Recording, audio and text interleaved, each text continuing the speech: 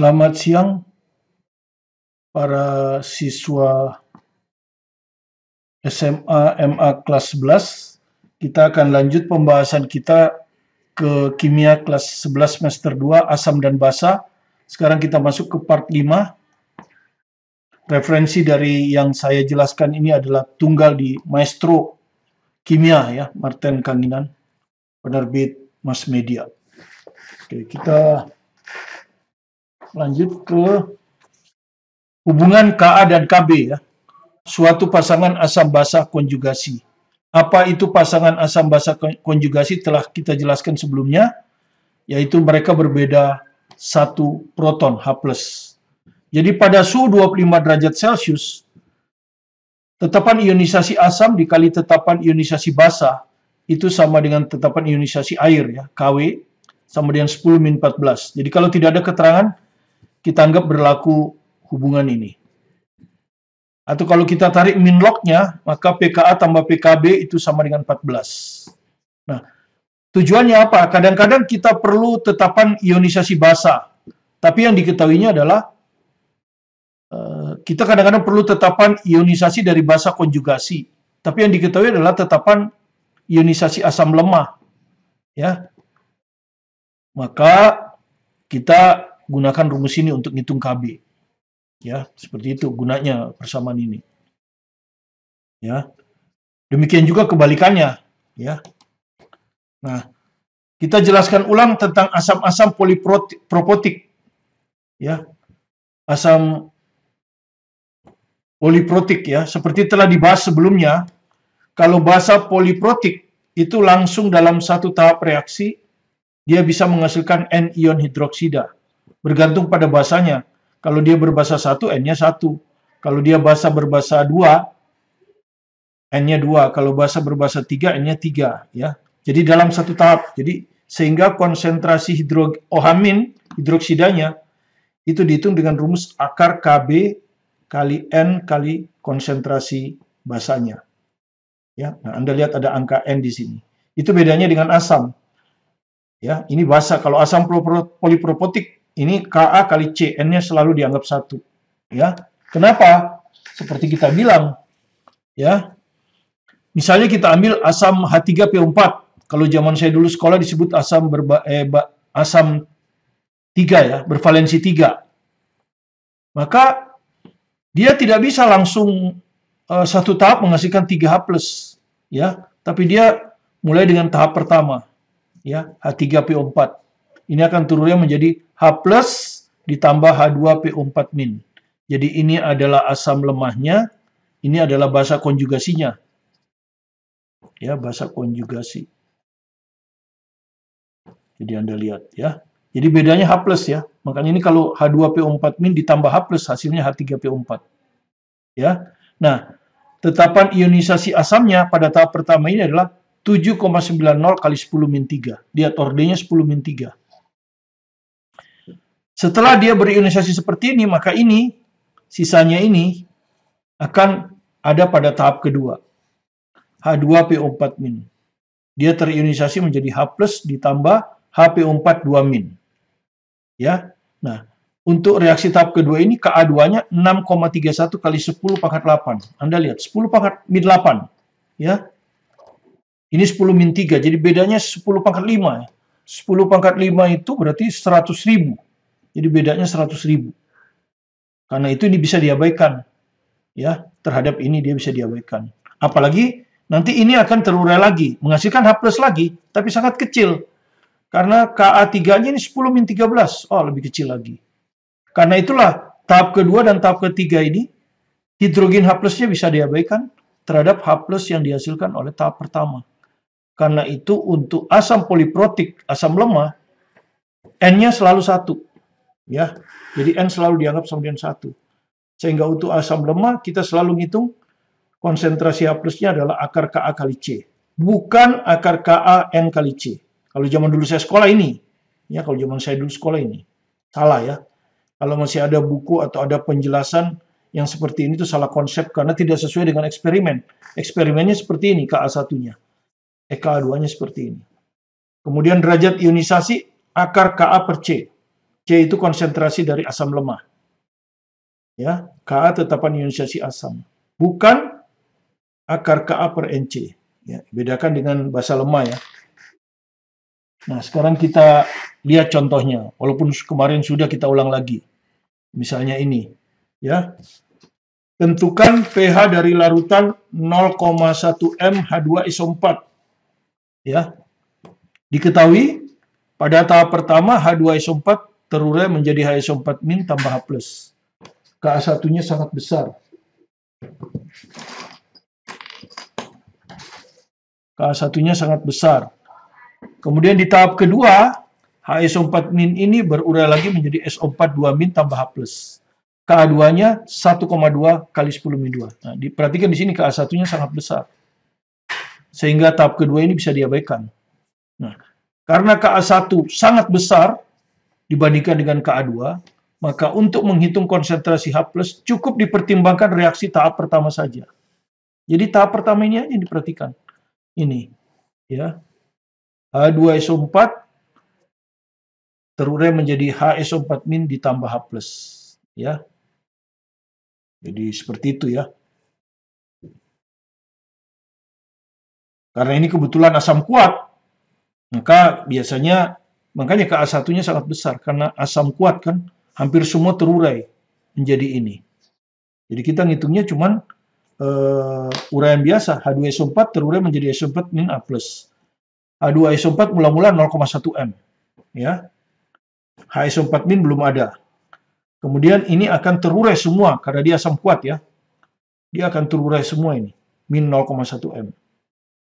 Membentuk H+ ini 1:1. 1:1. Jadi kalau ini 0,1 m, di sini akan terbentuk H+ 0,1 m konsentrasinya.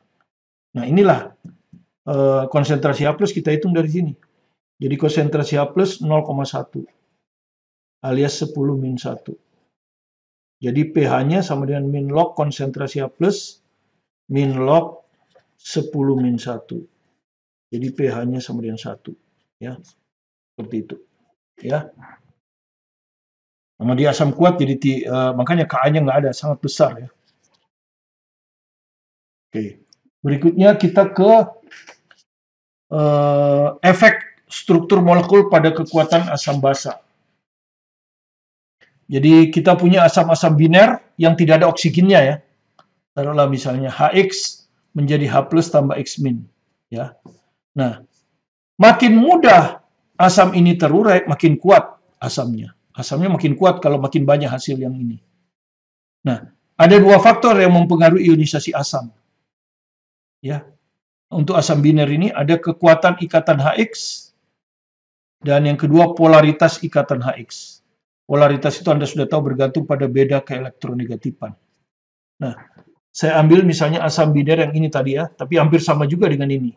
Jadi kalau di sini kalau Anda lihat kan dari atas ke bawah, halogen ini HF, HCl, HBr, HI.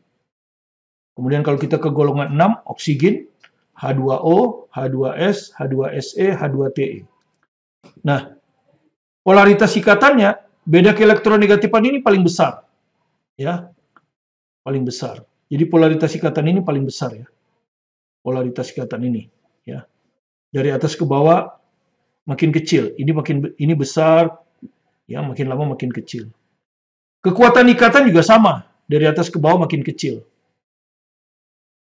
Jadi ikatan yang paling kuat ya dari perukuran entalpi adalah HF, kemudian disusul oleh HCl, HBr dan HI. Nah, berdasarkan eksperimen, maka kekuatan asam yang paling kuat itu yang bawah ini. Yang kuat paling bawah ini. Nah, sekarang kita dipertanyakan, manakah yang mempengaruhi kekuatan, lebih berpengaruh pada kekuatan asam ini? Apakah kekuatan ikatan atau polaritas ikatan? Nah, tentu kita asumsikanlah polaritas ikatan. Apa artinya polaritas ikatan?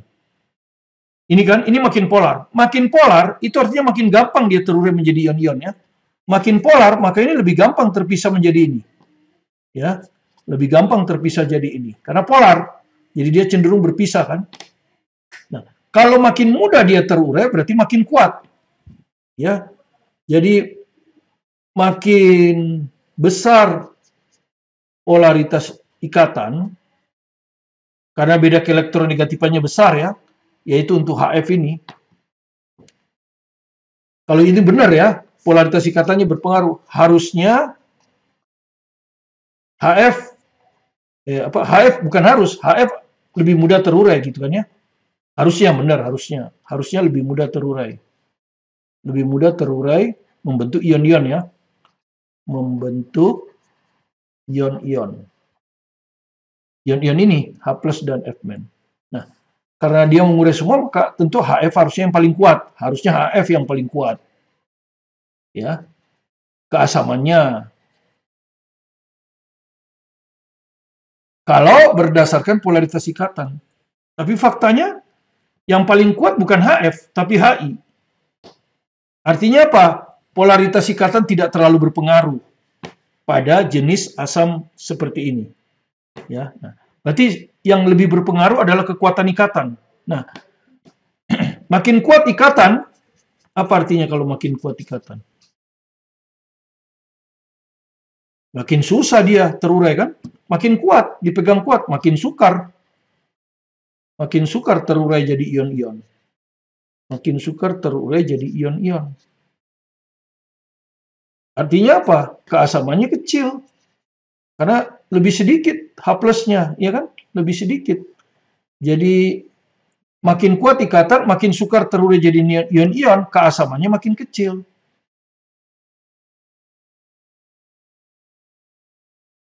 Nah, faktanya memang keasamannya kecil ya. Lihat ya, keasamannya kan kecil ini. Ya, kalau Anda lihat gini. Nah, keasaman di sini kan kecil. Di sini besar. Jadi sesuai ya. Jadi pada asam-asam biner atau terner ya, ini yang 3 ya, ternyata kekuatan asam dipengaruhi oleh kekuatan ikatan. Ya, sehingga kekuatan asam yang paling kuat adalah HI. Karena itu HI ini asam kuat. HBr asam kuat, HCl juga digolongkan asam kuat, tapi HF digolongkan asam lemah. Ya, itu. Jadi kalau Anda ditanya seperti itu ya. Jadi untuk golongan ini kekuatan ikatan lebih mempengaruhi kekuatan asam. Oke, itu. Jadi kalau Anda ditanya perbandingan kekuatan asam ya. Jadi kekuatan asam itu yang paling besar di sini, kalau golongan 6 ini H2Te. Baru kemudian lebih lemah H2Se, lebih lemah lagi H2S, dan yang paling lemah adalah H2O. Ya, itu. Kemudian ada lagi pertanyaan, bagaimana untuk asam-asam okso? Asam-asam okso itu artinya asam-asam yang mengandung atom oksigen. Jadi berbeda. Ini ada HClO4, ada HClO3, ada HClO2, ada HClO. Nah, kalau ini ditentukan oleh bilangan oksigen, atom sentral. Atom oksigen Cl ini, atom sentralnya Cl. Kalau di sini, kalau Anda sudah belajar di kelas 1, hidrogen itu bilangan oksigennya +1. Oksigen itu -2. Jadi kalau kita jumlahkan 1 dikurang 2, yang merah ya, 1 kurang 2, -1. Padahal HClO ini bukan ion ya, maka jumlah bilangan oksidasinya harus 0. Jadi dengan demikian, supaya 0, Cl-nya +1. Kalau HClO2, ya, kalau ini kan asam, apa ini ya, perklorat ya. Perklorat, ini asam perklorat, ini asam klorat, ini asam klorid, ini asam hipo ya, hipoklorid. Ya. Oke. Kalau ini O-nya 2, jadi -4. Hidrogen +1. Maka kalau kita jumlahkan 1 kurang 4 itu -3. Maka bilangan oksidasi Cl ini +3. Dan seterusnya ini +5 dan ini seterusnya +7.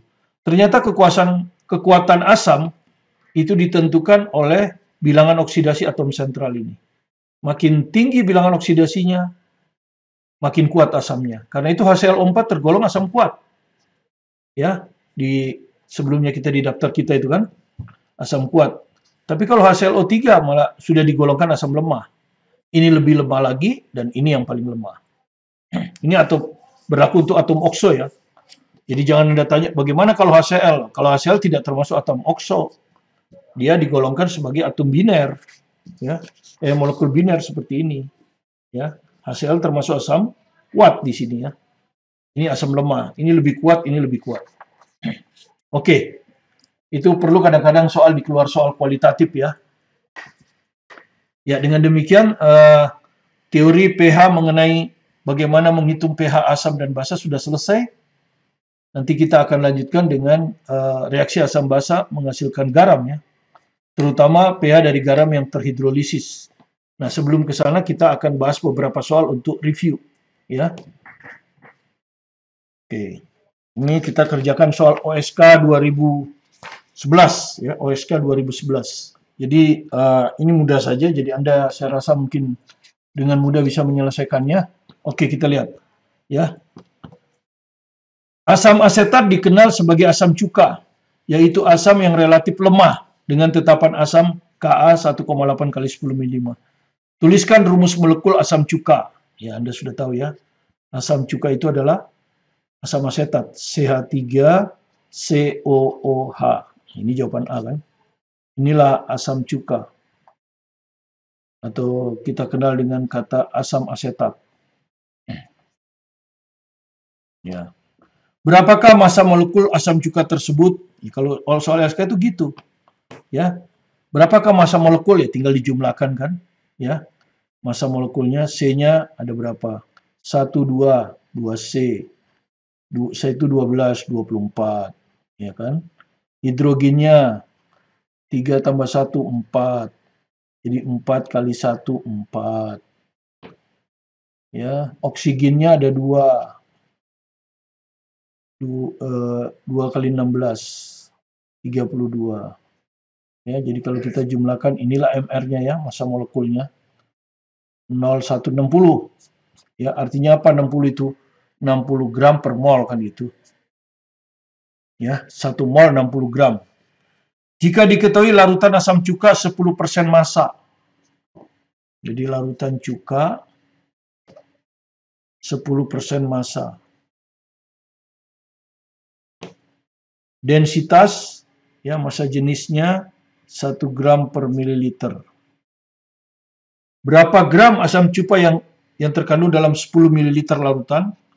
Jadi 10 ml larutan di sini berapa gram asam cuka? Ya, seperti itu kan?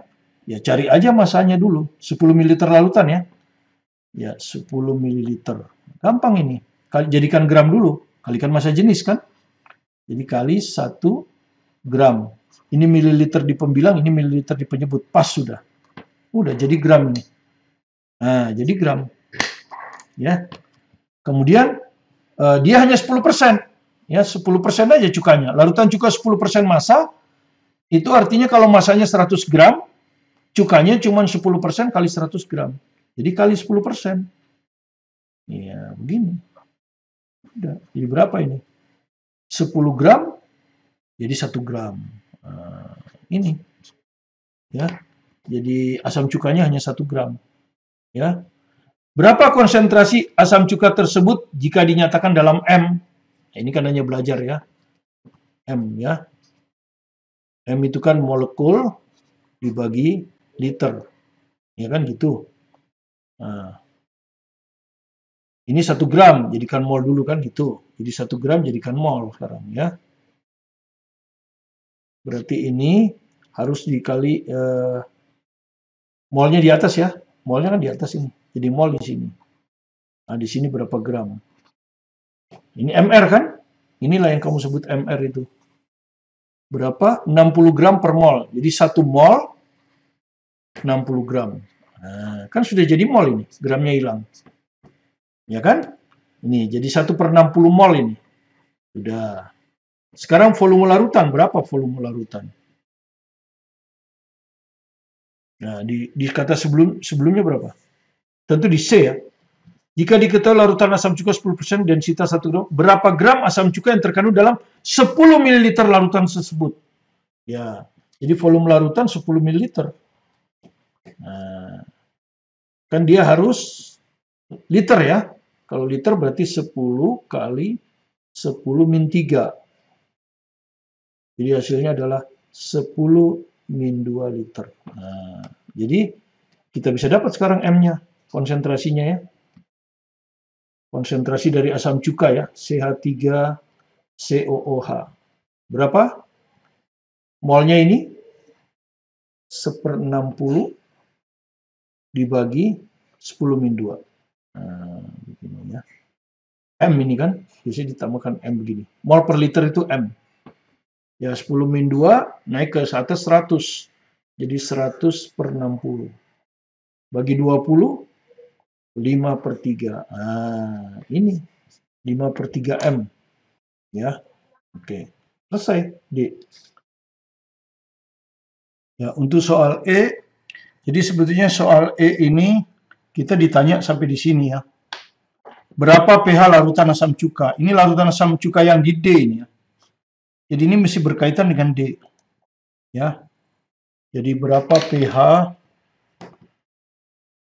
larutan asam cuka di D ya. Nih. Nah, di D itu kan tadi kita sudah tahu, di D itu M-nya sudah kita dapat tadi ya. M dari CH3COOH itu sama dengan 5/3 ya. Tadi kita udah dapat ya. 5/3 M. Ya.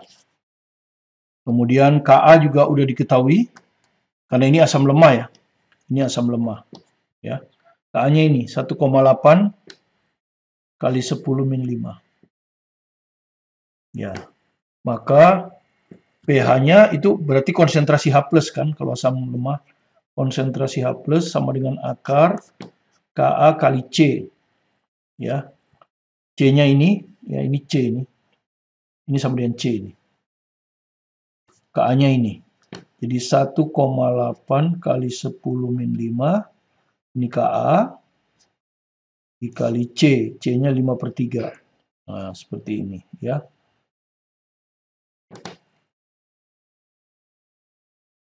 Kalau Anda hitung ini bisa di 0,6 ya. Ini dengan ini 0,6. Ya, 0,6 kalau dikali 5, 3. Jadi ini akar 3 kali 10⁻⁵. Ini konsentrasi H+ ya. Kalau kita tulis dalam bentuk pangkat, ini 3/5. Akar itu kan pangkat setengah ya. 10-5/2. Ya, dengan demikian pH yaitu min log konsentrasi H+. Jadi sama dengan min log ini ya. 3/5 kali 10⁻⁵. Ya. Ini artinya min log 3,5 ya. Min log 3/5. Ini min log 10 min 5/2. Nah, ya. Ini pangkat dari numerus menurut matematik bisa keluar. Jadi ini min setengah log 3. Ini plus 5/2 ya. Log 10 itu 1. Gini. Kemudian biasanya sih di sini tuh ada log 3 itu berapa ya? Biasanya ada log 3 itu 0,3, taruhlah ini 1 desimal ya, 0,30 aja lah ya. Itu biasanya ada daftar ini. Bukan 0,48 sorry. Kalau log 2 biasanya 0,30. Biasanya 2 ini yang paling sering ya di tabel, di daftar. Jadi sekarang kita masukkan log 3. Kalau seandainya tidak ada, kalau misalnya tidak ada ya ini sebetulnya sudah betul ya. Begini aja udah betul ya. Begini itu udah betul. Kalau memang tidak ada, kita tidak ini, begini sudah betul ya. Kalau di soal esai ini sudah dianggap betul. Kalau Anda mau tuntas, maka Anda masukkan log 3. Biasanya di sini ada kurung log 3 sama dengan 0,48, log 2 0,30 biasanya gitu ya. Oke, Anda tinggal masukkan aja. 5/2 dikurang setengah kali 0,48. Ini ya. 5/2 2,5. Ini 0,24. Maka hasilnya adalah 2,26. Nah, seperti ini ya. Kalau misalnya kita masukkan. Itu jawaban yang E ya. Jadi kalimatnya berhenti sampai sini. Berapa pH larutan asam cuka pada D? Nah, baru ini sebetulnya untuk pertanyaan F dan G kalimat ini ya. Nah, tadi kita sudah punya waktu di D ini kita 10 ml ya. Ini ada 10 ml asam cuka ya. CH3COOH 5/3 M. Begini ya.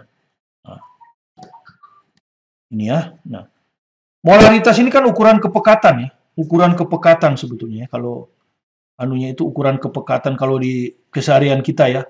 Misalnya Anda punya warna merah, merahnya merah tua gitu ya. Jadi misalnya ukuran kepekatan ini kalau kita pakai warna misalnya merah tua, ya pokoknya gitu. Nah, jika 5 ml, ya ini kan tadi asam cuka 10, diambil dari sini 5 ml, diambil 5 ml, ya tentu dengan suatu wadah misalnya, ya ini 10 ml, ini saya besarkan, ini saya kecilkan, nah, diambil 5 ml. Tapi diambilnya dari sini, apakah kepekatannya berubah? Tidak ya, kepekatannya tetap. Karena diambil dari volume yang banyak. Ya. Kepekatan itu hanya berubah kalau kita encerkan. Encerkan artinya kita tambahkan air. Nah itu tambah encer. Kalau tambah encer kan warnanya jadi lebih mudah. Ya. Tapi kalau kita hanya ambil aja tetap warnanya. Jadi di sini tetap 5/3 M. Gitu ya. Seperti itu. Cuman yang diambil bukan 10 ml tapi 5 ml. Ya, gitu. Dimasukkan labu takar, nah ini dikasih lagi ada labu gede gini ya.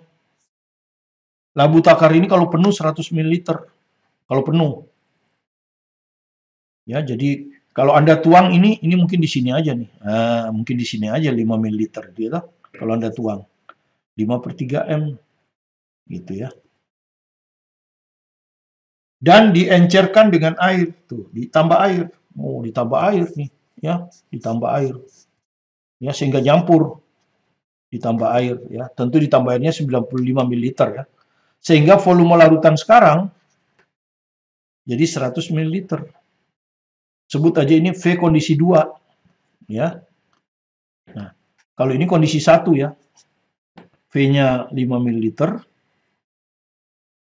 M-nya 5/3. Nah, kalau kita encerkan, ini kan diencerkan ya. Diencerkan kan.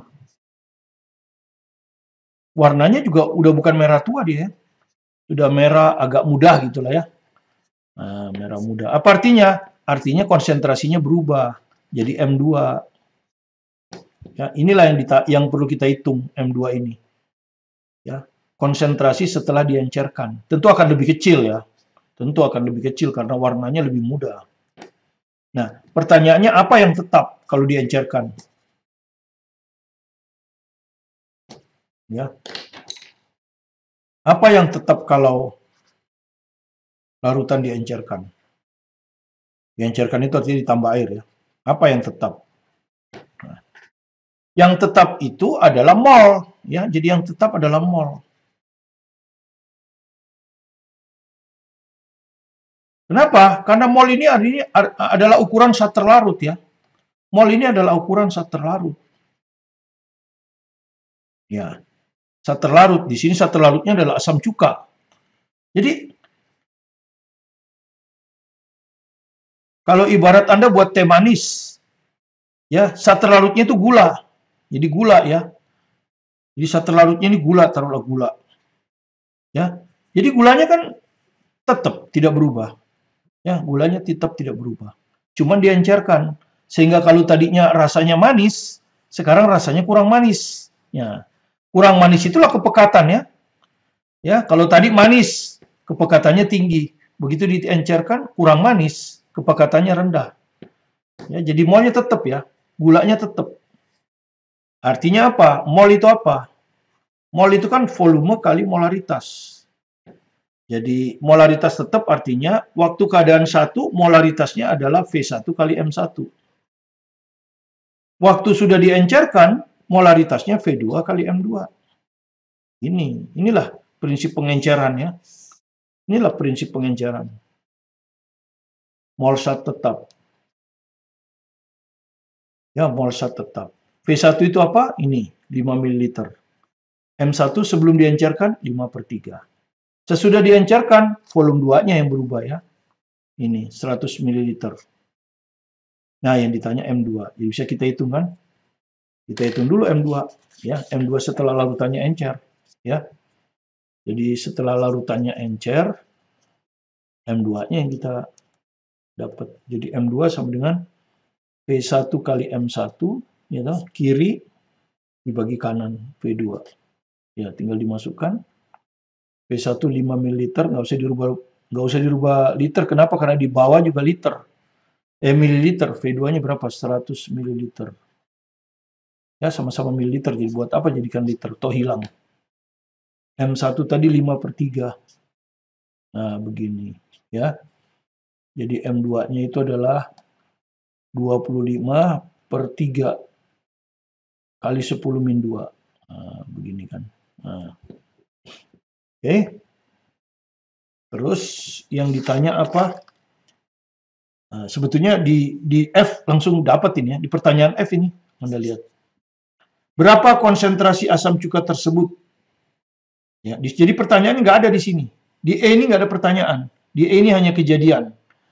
5 ml asam cuka 10% dimasukkan dalam labu takar 100 ml. Dan diencerkan dengan air sampai tepat ini. Nggak ada pertanyaan. Pertanyaannya di F. Berapa konsentrasi asam cuka tersebut? Nah ini jawabnya ya. Cuman kalau menjawab seperti ini kan nggak enak. Oke, diperkecil boleh. Ini 10 min 2. Oh, tetap aja di bawah ya. Jadi 25/3 kali 100 ya. Maka ini di 1, ini 4, jadi 1/12. Nah, ini ajalah 1/12. Ya. Jadi pertanyaan F itu konsentrasi 1/12. Nah, baru pertanyaan G.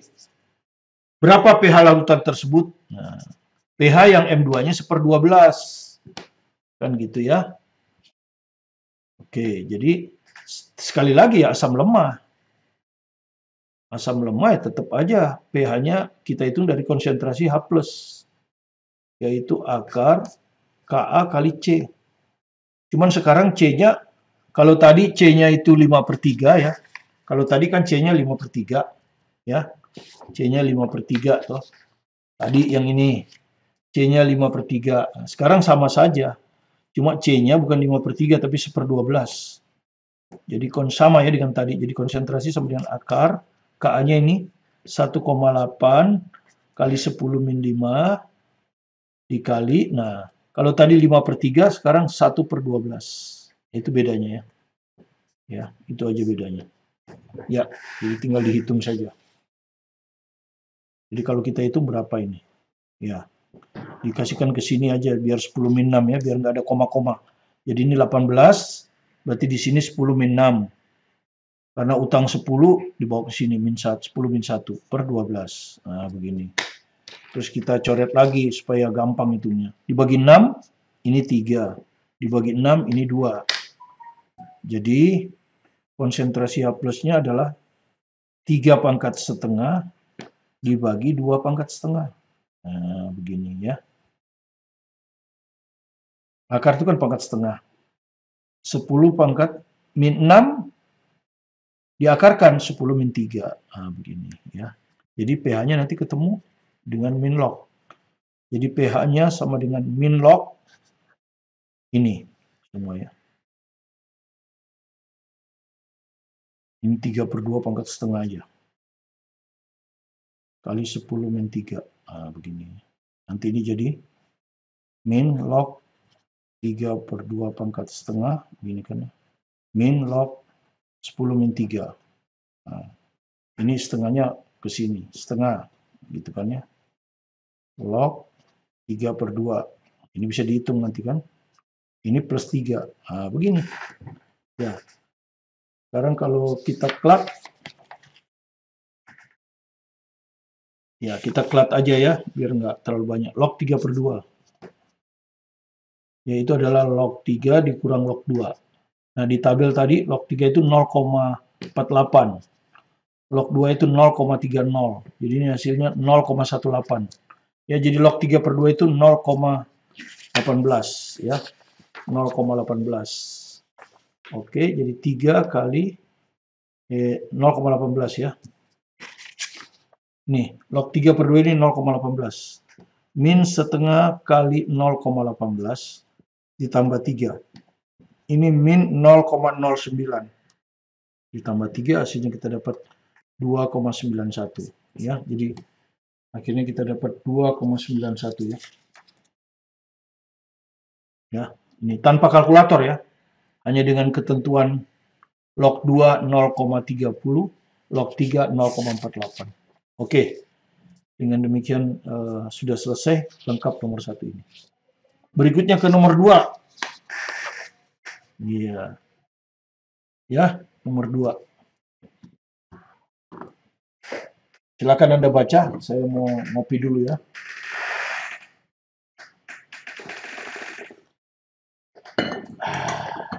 Oke. pH larutan yang terbentuk bila sebanyak NaOH ditambahkan ke dalam HCl. Oh, ini direaksikan maksudnya ya. Seperti ini. NaOH tambah HCl. Ya, Anda sudah tahu ini adalah basa. Ya, basa kuat ini. NaOH ya.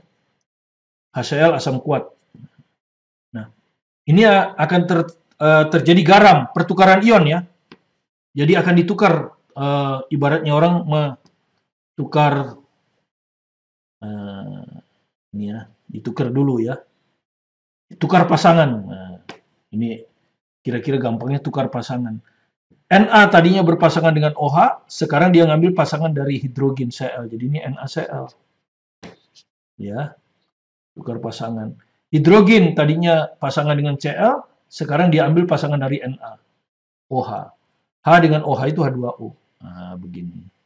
Itu yang disebut dengan asam tambah basa, garam tambah air. Nah. Oke. Ini adalah garam dari asam kuat dan basa kuat. Jadi ini sifatnya netral. Air dianggap netral. Jadi ini tidak berpengaruh di pH. Ya. Nah, sekarang kita lihat. Kalau ini dan ini ekivalen, artinya perbandingan molnya sama dengan perbandingan angka koefisien, maka ini semuanya habis yang ada ini. Dan pH-nya akan sama dengan 7. Karena ini netral, ini juga netral. pH-nya akan sama dengan 7. Kalau NaOH-nya lebih HCl habis, maka konsentrasi pH akan ditentukan oleh NaOH. Ya. Sebaliknya kalau NaOH habis, HCl-nya sisa, maka pH akan ditentukan oleh HCl. Tentu kalau HCl asam kuat, pasti konsentrasi H+. Kalau ini basa kuat, pasti konsentrasi OH-. Ya, oke. Kita lihat. HCl awal, kita hitung dulu, karena ini mol, harus mol kan? Ini sesuai perbandingan koefisiennya udah 1:1 ya. Oke. HCl awal, volumenya 1 liter. Ininya nih, dikalikan kan ya? Jadi 0,050 M kali 1 liter. Anda sudah tahu kan? M itu mol per liter. Dikali liter ya mol ya. M itu kan mol per liter. Kalau dikalikan liter ya mol. Ya, dikali 1 ya 0,05. Nah, begini aja lah. Oke. Jadi HCl awal itu 0,05 ya. 0,05 ya mol. Ini belum ada ini. Ini 0, ini 0. NaOH awal berapa NaOH awal? 0,06. 0,06 mol. Volume larutan hanya berasal dari larutan HCl ya. Jadi volume ini nggak ada volumenya. Kalau misalnya ini ada volumenya harus dijumlah ya. Misalnya ini 1 liter, ini 1 liter maka volume larutannya 2 liter. Tapi karena di sini nggak ada keterangan, maka ini dianggap tidak ada volumenya, yang ada cuma liter. Jadi volume larutan 1 liter. Nah, ini nanti untuk itu konsentrasi kan. Oke, Anda lihat. Yang berlebih ini jelas lebih ini.